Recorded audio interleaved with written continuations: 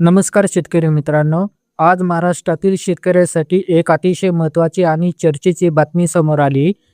राज्याचे मुख्यमंत्री तथा अर्थमंत्री देवेंद्र फडणवीस यांनी 6 मार्च रोजी राज्याच्या अर्थसंकल्पीय अधिवेशनामध्ये शेतकऱ्यांसाठी मोठी घोषणा केली आहे. या घोषणेनुसार राज्यातील शेतकऱ्यांना 2 लाख रुपयांपर्यंत कर्जमाफी देण्यात येणार असल्याचे सांगण्यात आले आहे. तसेच जे शेतकरी नियमितपणे कर्जफेड करत आहेत अशा शेतकऱ्यांना प्रोत्साहनपर अनुदान म्हणून 50,000 रुपये देण्याची ही घोषणा करण्यात आलेली आहे.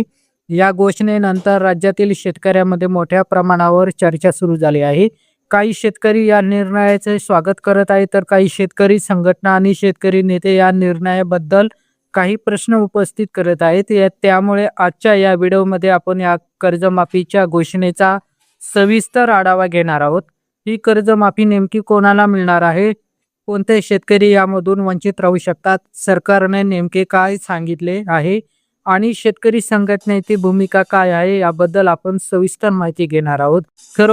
सर्वप्रथम आपण पाहूया की सरकारने नेमकी कोणती घोषणा केली आहे. मुख्यमंत्री देवेंद्र फडणवीस यांनी अर्थसंकल्पीय भाषणामध्ये सांगितले की राज्यातील ज्या शेतकऱ्यांचे 2 लाख रुपयांपर्यंत पीक कर्ज थकीत आहे त्यांना कर्जमाफीचा लाभ देण्यात येईल. यामुळे राज्यातील लाखो शेतकऱ्यांना दिलासा मिळेल असा सरकारचा दावा आहे. त्याचबरोबर जे शेतकरी नियमितपणे कर्जफेड करत आहेत अशा शेतकऱ्यांना प्रोत्साहनपर अनुदान म्हणून 50,000 रुपये देण्यात येतील असे सांगण्यात आले आहे. मात्र या घोषणेच्या पार्श्वभूमीवर शेतकरी संघटनांनी काही महत्त्वाचे मुद्दे उपस्थित केले आहेत. शेतकरी संघटनांचे म्हणणे आहे की कर्जमाफीची घोषणा ही स्वागतार्ह असली तरी त्यामध्ये अनेक अटी आणि शर्ती असल्याची शक्यता आहे.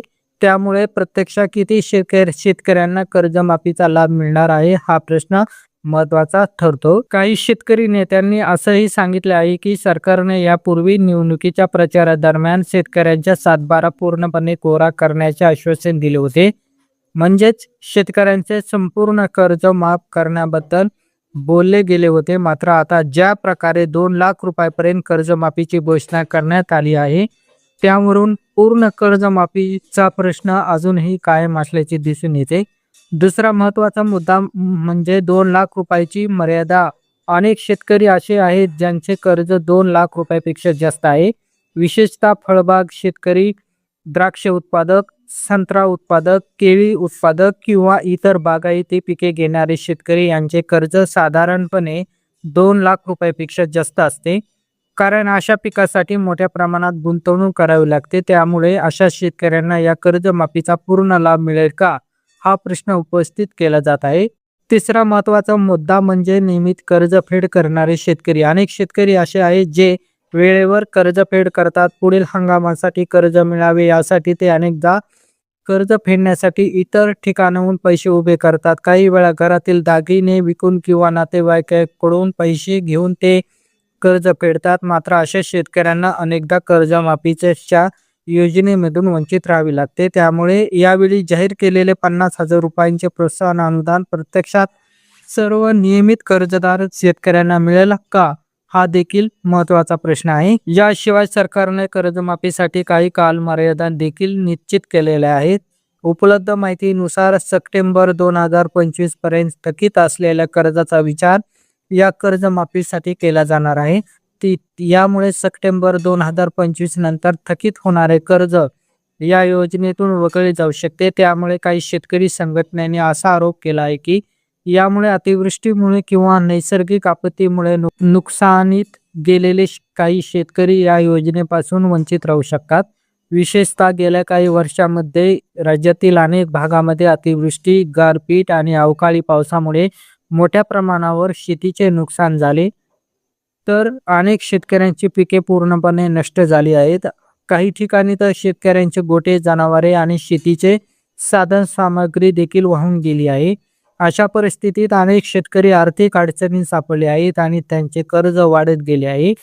त्यामुळे अशा शेतकऱ्यांना कर्जमाफीच्या योजनेत समाविष्ट करणे अत्यंत आवश्यक असल्याचे शेतकरी संघटनेचे म्हणणे आहे. याशिवाय सरकारने कर्जमाफी संदर्भात एक समिती नेमण्याचा निर्णय घेतला आहे.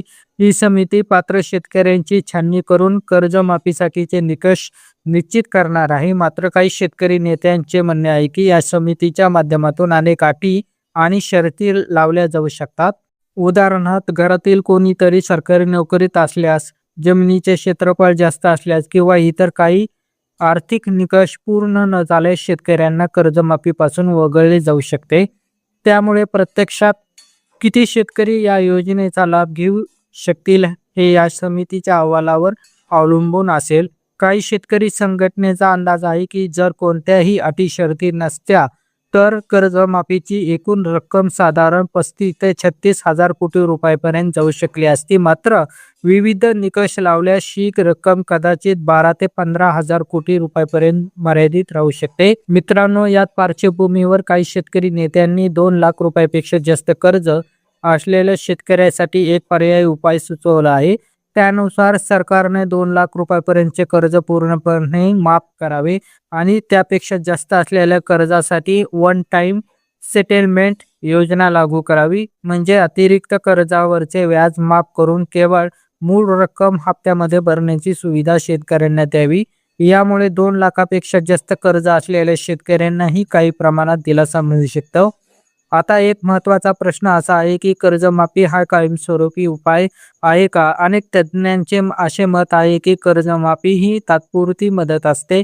दीर्घकालीन उपाय म्हणजे शेतीमालाला योग्य हमीभाव मिळणे, उत्पादन खर्च कमी होणे आणि नैसर्गिक आपत्तीमध्ये शेतकऱ्यांना त्वरित मदत मिळणे आवश्यक आहे. काही तज्ज्ञांनी केरळ राज्यातील एक मॉडेल याबाबत उदाहरण म्हणून सांगितले आहे की त्या ठिकाणी कर्जबाजारी शेतकऱ्यांचा सखोल अभ्यास करून त्यांच्या कुटुंबांना विविध प्रकारच्या शासकीय योजनांचा लाभ देण्यात आला, रोजगारांच्या संधी उपलब्ध करून देण्यात आल्या आणि शेतीमालाला योग्य भाव मिळवून देण्याचा प्रयत्न करण्यात आला. अशा प्रकारच्या उपाययोजनामुळे तेथील शेतकऱ्यावरील आर्थिक ताण काही प्रमाणात कमी झाला आहे.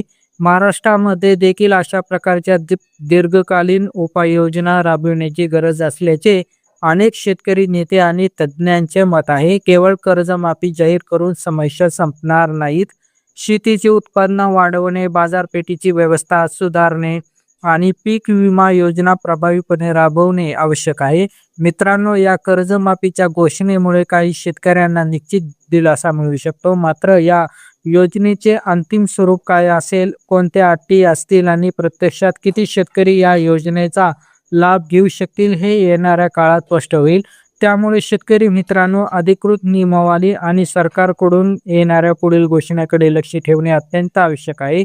सरकारने जर पारदर्शक पद्धतीने ही योजना राबवली आणि जास्तीत जास्त शेतकऱ्यांना त्याचा लाभ मिळाला तर ही योजना निश्चित राज्यातील क्षेत्रासाठी महत्त्वाची ठरू शकते. मित्रांनो, या विषयाबद्दल तुमचे मत काय आहे ते आम्हाला नक्की कॉमेंटमध्ये कळवा. तुम्हाला काय वाटते? ही कर्जमाफी शेतकऱ्यासाठी पुरेशी आहे का की अजून मोठे निर्णय घेण्याची गरज आहे?